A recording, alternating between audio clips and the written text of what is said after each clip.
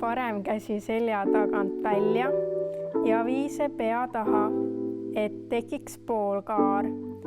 Vii käsi jalgkohta tagasi, korda ka teise käega.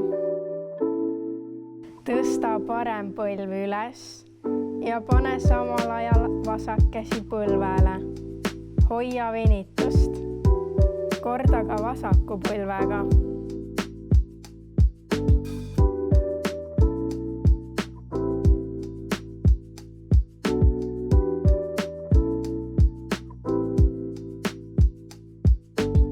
Pane selg seina vastu ja võta istumisasend.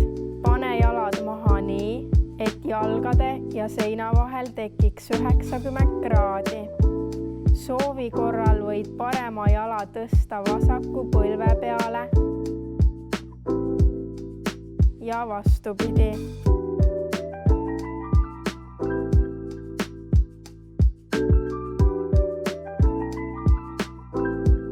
Leia endale mõni piisava raskusega ese, näiteks telefon, pudel või pliiats. Aseta see enda ette ja too suunaga enda näo poole kuni kaela taha. Vii ese algasendisse tagasi, suunaga endast eemale. Harjutust tehes olgu käed võimalikult sirged.